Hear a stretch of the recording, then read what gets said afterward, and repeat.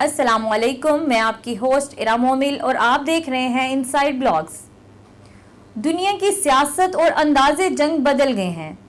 موجودہ دور عالمی منافقت اور سازشوں کا گہوارہ بن چکا ہے۔ امریکہ اور روس جیسی عالمی طاقتیں بلیک واٹر اور ویگنر جیسے گروہوں کو پال پوس رہی ہیں۔ جنگوں اور سیاسی عدم استحکام کو بڑھاوا دینے، دنیا بھر میں کشیدگی بڑھانے اور طاقت کے توازن کو تبدیل کرنے میں پرائیویٹ کنٹریکٹرز کا کردار کوئی ڈھکا چھپا نہیں رہا۔ پاکستان میں چینی مفادات پر حملے کیوں ہو رہے ہیں اور پاکستان میں دہشت گردی اور سیاسی عدم استحکام میں ان کنٹریکٹرز کا کیا کردار ہے؟ آج ہم اس پر بات کریں گے اور تفصیلی جائزہ لیں گے کہ کس طرح پاکستان کو اس ناسور سے پاک کیا جا سکتا ہے۔ پلیز ویڈیو کو آخر تک دیکھیں اور کمنٹس میں اپنی رائے کا اظہار کریں۔ پرائیویٹ ملٹری کنٹریکٹرز دنیا بھر میں جنگ اور امن کی سیاست کو متاثر کر رہے ہیں۔ پاکستان میں بھی ان کا کردار موجود ہے۔ وہ سیاسی، عسکری اور اقتصادی دہشت گردی کو فروغ دینے کا کام کر رہے ہیں۔ چینی منصوبوں پر حملے اور دہشت گرد گروپوں کی مالی معاونت اسی بڑے کھیل کا حصہ ہیں، جس کا مقصد پاکستان کو کمزور کرنا اور چین کے ساتھ اس کے تعلقات کو نقصان پہنچانا ہے۔ پاکستان جیسے ممالک میں پرائیویٹ کنٹریکٹرز کا کردار خفیہ اور پیچیدہ ہوتا ہے۔ وہ پاکستان پر دو محاذ میں حملہ آور ہوئے ہیں۔ سافٹ کردار کے طور پر یہ سیاسی سرگرمیوں میں مداخلت کرتے ہیں، جبکہ ہارڈ کردار کے طور پر دہشت گردی اور عسکریت پسندی کی وارداتیں انجام دیتے ہیں۔ پاکستان میں عالمی طاقتوں کے مفادات کی حفاظت کے لیے پرائیویٹ کنٹریکٹرز سیاسی تحریکوں، مظاہروں اور حکومت مخالف سرگرمیوں میں ملوث ہیں۔ پاکستان کا چین کی جانب بڑھتا ہوا جھکاؤ مغربی طاقتوں کے مفادات کے لیے ایک چیلنج سمجھا جاتا ہے۔ جب بھی چینی قیادت پاکستان کا دورہ کرتی ہے، private contractors non state actors کے ساتھ مل کر یا ان میں خفیہ طور پر شامل ہو کر حکومت کے خلاف عدم استحکام پیدا کرنے کی کوشش کرتے ہیں۔ سوشل میڈیا پر مہمات چلائی جاتی ہیں جن کے ذریعے عوام کی سوچ کو حکومت کے خلاف موڑا جاتا ہے۔ مظاہروں اور احتجاج کو بڑھاوا دیا جاتا ہے تاکہ حکومت کی پالیسیوں کو ناکام بنایا جا سکے۔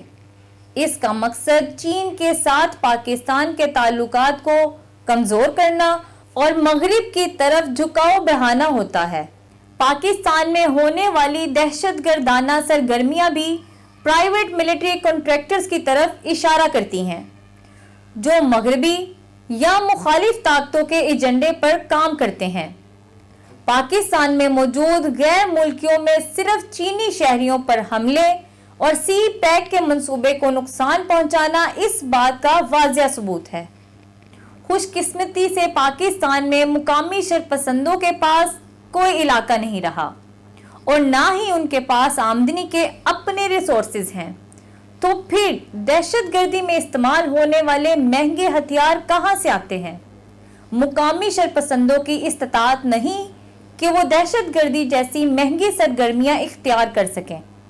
یہ ہتھیار اور مالی امداد صرف اور صرف بیرونی طاقتوں کی طرف سے آتی ہے، جو اپنے مفادات کے تحفظ کے لیے ان گروپوں کا استعمال کرتی ہیں۔ چینی منصوبوں پر حملے چین کے بڑھتے ہوئے عالمی اثر و رسوخ کو روکنے کی کوشش بھی ہے۔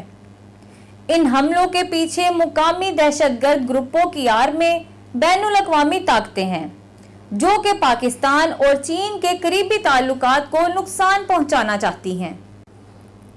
عوامی جمہوریہ چین بھی ان عوامل سے اچھی طرح واقف ہے اور اس نے ایک جامع پالیسی اختیار کر رکھی ہے، جو فوری سیکیورٹی ضروریات کے ساتھ ساتھ طویل مدتی سفارتی اور اقتصادی حکمت عملیوں پر مبنی ہے۔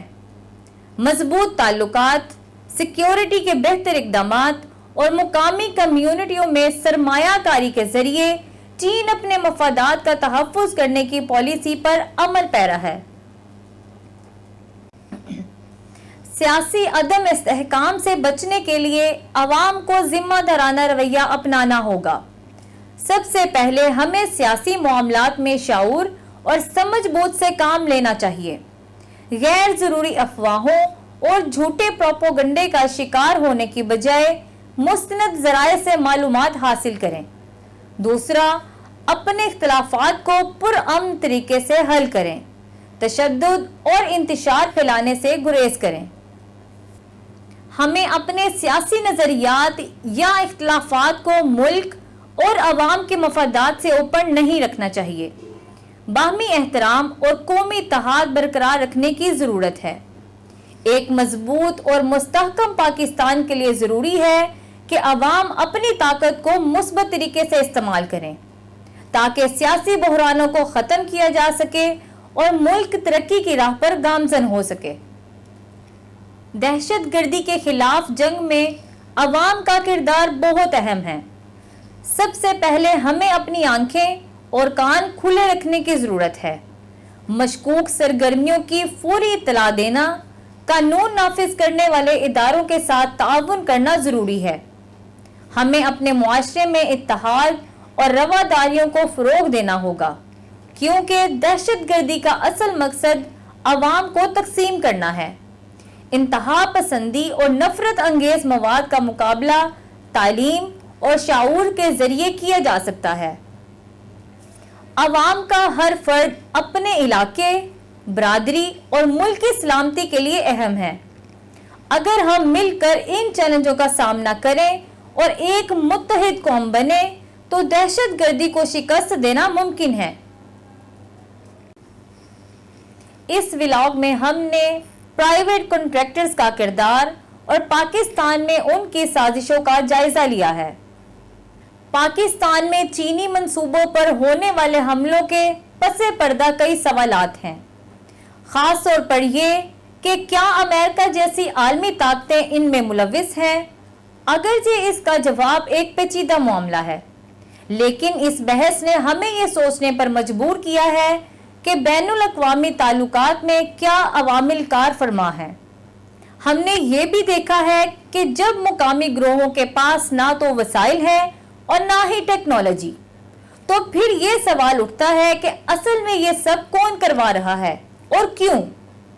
इन पहलुओं पर गौर करने से हमें आलमी सियासत की गहराइयों को समझने का मौका मिलता है। हमें ये भी याद रखना चाहिए कि मौजूदा सूरत हाल में आगे बढ़ने के लिए सच्चाई की तलाश और सही मालूमात की बुनियाद पर फैसले करना बेहद ज़रूरी है। उम्मीद है आपको ये व्लॉग पसंद आया होगा। हमारे चैनल को लाइक और सब्सक्राइब करें और कमेंट्स में अपनी राय का इजहार करें। शुक्रिया।